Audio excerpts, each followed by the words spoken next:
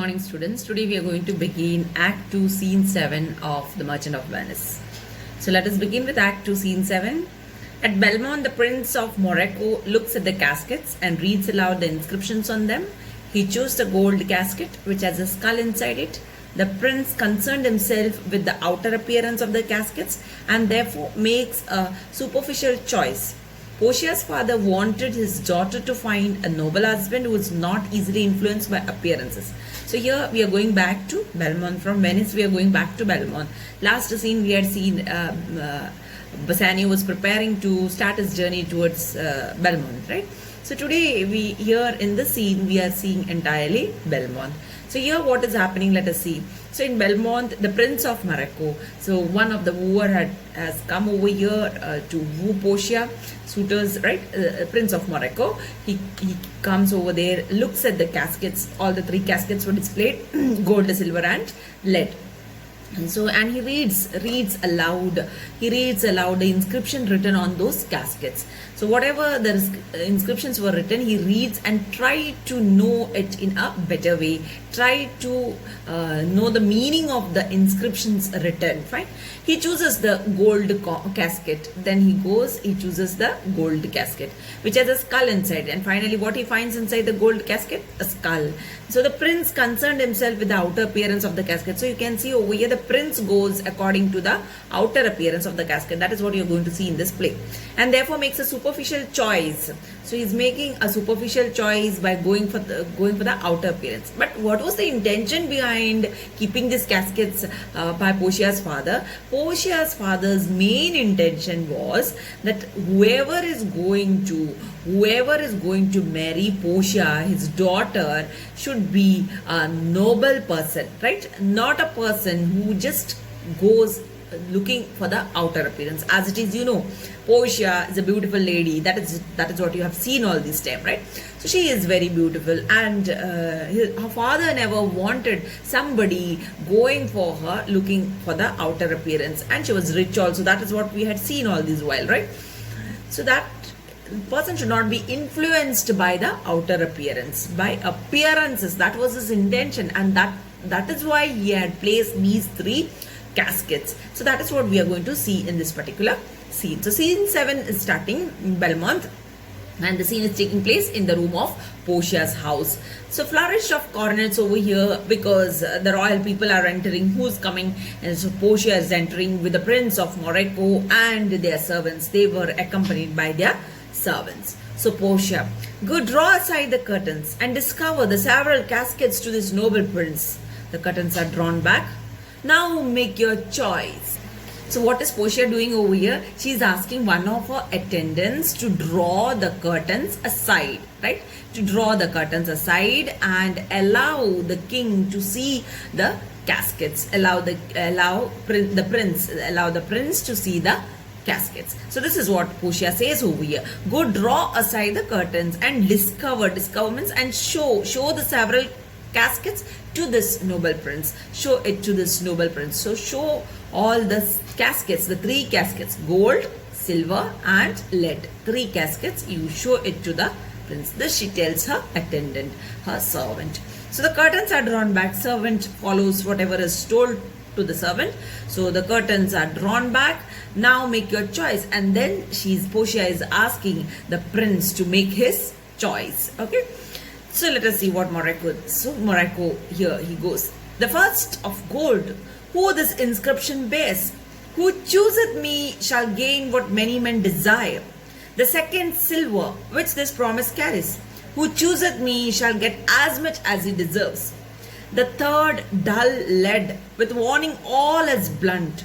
Who chooses me must give and hazard all he hath. How shall I know if I do choose the right? Okay, so Morocco is going very close to those casket placed over there. So he goes to the first casket. The prince, he stands before the first of the three caskets, and then he is reading the inscription. Inscription is put outside the casket, right? In front, on top of the casket, it's put up outside, right? So he's reading the inscription. The first inscription says, who chooses me shall gain what many men desire. So he's reading it and trying to understand what many men desire. right? So the one who's going to choose me, that is the gold casket. See, the inscriptions are also quite confusing, that you have to note over here, right? The first inscription itself is saying, who chooses me, the one who is going to choose me shall gain what many men desire. What many men, what most of the men desire, that you are going to get if you select me. This is what the inscription says, right? So he's reading it, and the king was frowned, and he moved to the next one. So the next one in the order, the next placed was the silver casket. The second silver which this promise carries. And what was the inscription written on the silver casket? The inscription is, who chooses me shall get as much as he deserves. So this is the inscription written. The one who is going to choose me, the one who is going to select me, will get as much as he deserves, as according to his need, isn't it? According to his need, according to what he deserves, he is going to get. That's it. This is what was given on the silver casket. Again, another confusion arises over here, right? Then he looks at it, and here also he just thinks what it might be. Fine. He moves to the third. Third was the dull lead. Lead, it's of no value, isn't it? Most costly, the costliest one is the costliest is the gold one. Then you have the silver. Then now lead, you have the third one is lead over here, and lead is dull in color. It is dull, right? And it has low value, right? So that is what it is said. The third dull lead with warning all is blunt. He shook his head thoughtfully. He looked at the third, the inscription written on the third. So who chooses me shall get as much. After that he's going to the third. Blunt in the sense all as blunt.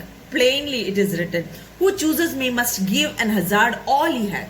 So the one who's going to choose me, the one who's going to select me, should select me, must give and hazard, must give everything, risk all what he has. That is what it says. Hazard all he had. So he has to risk all what he has. So how shall I know if I do choose the right? How will I know that I had done the correct selection or no? Right? So he was confused looking at it. Right one or no? Whether I have selected the right one or no? How would I know this? This is what he thinks. Who? Morocco. So on this, Portia says, the one of them contains my picture prints. If you choose that, then I am yours withal. So this is what Portia says. So among these three caskets, the one among these three is carrying my portrait. My picture, my portrait lies in one of these caskets. So if you select the right casket, then if you choose that, then I am yours withal. Then I am with you. I am along with you. Okay. So I am there along with that casket. I am with you. Okay. So this is what it says. What she says for Portia. So on this, Morocco says, some God direct my judgment. Let me see.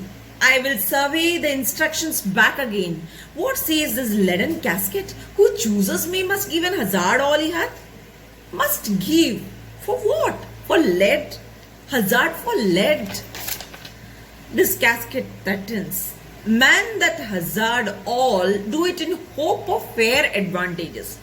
A golden mine stoops not to shows of dross. I'll then nor give nor hazard aught for lead. What says the silver with her virgin hue? Who chooses me shall get as much as he deserves. As much as he deserves. Pause there, Morocco, and weigh thy value with an even hand. If thou beest rated by thy estimation, thou dost deserve enough, and yet enough may not extend so far as to the lady, and act to be afeard of my deserving. Were but a weak disabling of myself, as much as I deserve. Why, that's the lady. I do in birth deserve her, and in fortunes, in graces, and in qualities of breeding. But more than this, in love I do deserve. What if I strayed no further, but choose here? Let's see once more this saying graved in gold. Who chooses me shall gain what many men desire. Why, that's the lady all the world desires her.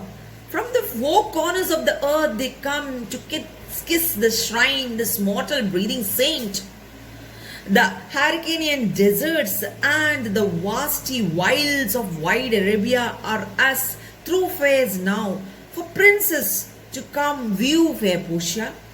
The watery kingdom whose ambitious head spits in the face of heaven is no bar to stop the foreign spirits, but they come as o'er a brook to see fair Portia. One of these three contains her heavenly picture. Isn't like that lead contains her? It were damnation to think so base as thought. It were too gross to rib her, carry cloth in the obscure grave, or shall I think in silver she is immersed, being 10 times undervalued to try gold. Oh, sinful thought, never so rich a gem was set in worse than gold. They have in England a coin that bears the figure of an angel stamped in gold, but that's insculped upon. But here, an angel in a golden bed lies all within. Deliver me the key, here do I choose, and thrive I as I may. So this is the dialogue of Morocco. It's a lengthy dialogue, so I'll do the explanation as much as possible for today's class. The remaining part I'll do in the next class. So first of all, you see, when we fail to think something properly, when we are unable to use our brains, we call upon to God, right? So same thing is Morocco doing over here. Some God, direct my judgment. So he's praying, oh God, please help me out to make proper judgment. Let me see. Okay, I will read the inscription again. So he read once. That is what we had seen earlier. In the previous dialogue we had seen. He read once, and what he understood, that also we had seen. So again he want to read the inscriptions once again over here. Fine. I will survey the inscription back again. Once again I want to read the inscription. What says this leaden casket, and what does the lead casket say over here? What does it say? He says, okay, and he's moving to the lead casket. Chooses me, must give and hazard all he hath. Why? Okay, the one who's going to select me has to risk everything, whatever he's having. What is it? He's trying to understand the meaning of the inscription written on the lead casket. Must give, he's saying. For what? For what must we risk everything? For lead, that too for lead. Lead has no value, and for this valueless thing we have to risk everything, he says. Hazard for lead, risk everything, that too for lead, he says. This casket threatens.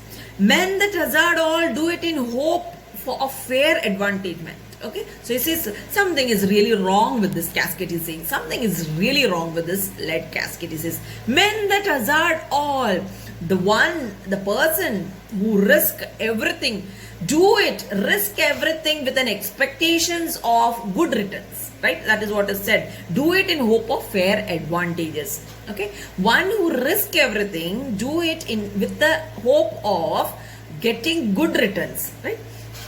So see, you go take loan. Why do you take a loan? Thinking that you will be able to make some profit out of it, isn't it? You will be able to make money out of it, isn't it? To gain profit out of it. That is why you go take loan, isn't it? Try to expand your amount. That is what you do by taking it, by doubling it, isn't it? You try to do it. So that is what is saying. So there again it's risking. So if doubling person, if it takes away the whole wealth, it's gone. So it's on risk. So that's what it means over here. Man that hazard, the one who risk everything with an expectation, with a hope that he will get good returns from it, right? That is what he says. A golden mind stoops not to shows of dross. See, dross. So a golden mind, what he refers over here, a noble mind, right? Noble person. A noble mind stoops not to show. Noble mind does not lower itself to think about a worthless thing. Noble mind never come down to think about something which is useless, right? That is what it says. So I'll then nor give nor hazard aught for lead. Okay, so what you can get from it. So that is what he's saying. I'll then, so shabby thing turned from lead. I'll then nor give nor hazard. So I'm not going to risk anything for lead. That too for lead. Think about lead. What says the silver with her virtue? So that with this you can see he is leaving that lead. So he is thinking over there, standing in front of lead, and he is coming to a conclusion. I won't. This is lead is a shabby thing. Okay, shabby thing. This is something which is turned from lead. Lead is shabby by itself. So I am not going to think about it. I am not going to think about lead. Let me leave it aside. I am not going to risk anything for lead, right? This is what he says to himself, and he moves to the next. So he's coming from backward. First you had seen he's coming from the first gold, silver, lead. Now he's coming from backward. From lead is coming to the middle part, to the silver. So he's moving to silver and says, what says the silver with a virgin hue? And what is the silver saying with this virgin hue? Virgin hue is the pure white color of silver. That is what virgin hue means, right? So this is what he says. What is it saying? What this is saying? What this particular casket is saying? Who chooses me shall get as much as he deserves. So this, the inscription means whoever is choosing me will get as much as he deserves. As much as he deserves. What does it mean? So he's just pausing here and he's thinking. Morocco is pausing over here and he's thinking, chooses me, the one who's going to chooses me will get as much as he deserves. So what does it mean? This is what he's thinking over here. And weigh thy value with an even hand. So, and weigh thy value. So if I weigh thy value, okay, in your own estimation, he says, with an even hand, with an impartiality, he says, if thou beest rated by their estimation, if thou beest rated by their estimation, judged by your estimation. Okay, if I am judged by my estimation, thou those deserve enough. Okay, you certainly deserve enough. That is what he is thinking about himself. He is speaking. So if you are going to judge yourself by your estimation, then you really deserve enough. And yet enough may not extend so far as to the lady. And yet enough it is. So what does it mean? So he is saying whatever is having is enough. Whatever he is having is enough. According to him, it is enough for him. The next line you can see over here may not extend as far as to the lady. It may not be enough as far as Portia is concerned, right? So the wealth, whatever he is having, that may be enough. According to him, it may be enough. Deserves, right? Is having enough. But may not be enough in the case of Portia. That is what it is said over here, right? And yet to be afeard of my deserving. So here is a little bit doubtful about that he deserves. He is deserving. Whatever he is possessing, okay? Afraid. He is afraid of his own worth. Okay, whether it would be undervalued or underestimated with that of Portia's, isn't it? So that is what he is doubtful at this case. Then he says, were but a weak disabling of myself. Okay, so underestimated, that is what is meant over here. Okay, the merit of silver is not similar to that of the lady. This is what he says over here. And so he is saying that I am not sure of what I deserve would be a sign of weakness which would discredit me. That is what he says. My chances of winning the lady. Whatever he is having may be less in front of Portia. That is what it means. Okay. I do in birth deserve her. Then he is saying, as much as I deserve, why, that's the lady, isn't it? That's the lady. Of course, whatever I deserve means, then if I should have as much as I deserve the lady. Okay, as human being, I should deserve the lady by birth, he says, because he is a nobleman, right? So that is what he is saying. I do in birth deserve her. By birth, if I say, then really I deserve her, because I too belong to a noble family. Then, and in fortunes, then in wealth, if it is measured, then wealth-wise also I deserve her. In graces, in virtues also I deserve her. And in qualities of breeding, qualities of upbringing also I really deserve her. This is how he is valuing himself. He is comparing himself with Portia. But more than this in love I deserve. So, but more than all these things, whether it is virtue, whether it is fortune, whether it is by birth or by the qualities of upbringing, he should deserve her by love, right? In love I do deserve. What if I strayed no further but choose here? what if I don't go any further and I select this particular silver casket? This is what he says over here. Let's see once more the saying engraved in gold. Then he says, okay, before making a selection with the silver, let me move to the next one, gold. Let me see once more what the gold casket is saying, what the inscription says on the gold casket. And he moves to the gold casket. Who chooses me shall gain what many men desire. So whoever is going to select me gets what many men desire. Why? That's the lady. All the world desires her. He says, yes. And this is the lady. Portia is such a beautiful lady, and the whole world desires her. Whole world wish to get her married to them, right? So whole world, every man would always prefer to get married to such a beautiful lady. This is what he says. And everybody, there are many people coming from different parts of the world to woo Portia. That we know. We had seen in the previous scenes. So that is what he's saying over here. So there are many people who desires her. So that is what he says. From the four corners of the earth they come, and they come from the four corners of the earth. That means from different parts of the earth they come over here to woo Portia. So many people are coming to woo Portia. To kiss the shrine, this mortal breathing saint. See how he's saying, to kiss this shrine, to kiss this holy place, right? This shrine. So pilgrims normally they kiss the shrine to pay respect to the holy person whose sacred relic is kept over there. You know, you might have heard about Saint Francis Xavier. Kept in Panjim in Goa, right? So the relics are kept over there. So people go over there to kiss that shrine. For pilgrimage, they go over there to kiss that shrine. So because it is holy, to pay their respect to such a holy man, saint he was, right? So that is what he's saying. So like that, they are comparing here to Portia. Portia is a holy person. That is what he's saying over here. Morocco, nobody else. Morocco is only saying over here to kiss the shrine, to kiss that place, to pay respect for her. She is considered as a saint over here. Mortal breathing means a saint who is still living, still alive. Who is the saint? Portia. Okay, he's comparing her to the saint who is still alive. They come over here to visit, to kiss this holy place, holy shrine.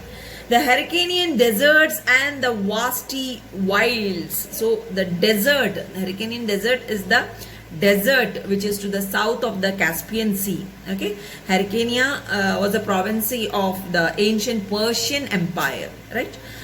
So that is what is saying. Hyrcanian deserts and the vasty wilds. So they are coming of wide Arabia are as through phase now. Okay, so these places have become highways now. Okay, so people are coming from far and wide, from far away, for princes to come view fair Portia. So princes are coming from such far places to see beautiful Portia. Just to see beautiful Portia, people are coming from far and wide. They are crossing the seas, they are crossing the rivers, they are crossing the oceans, and they are coming to see this holy shrine, this beautiful lady. That is what it says. The watery kingdom whose ambitious head spits in the face of heaven is no bar. Now the watery kingdom, that is the ocean. So they are crossing the ocean, the fierce waves. That is what has been spoken over here. The watery kingdom whose ambitious head spits in the face of heaven.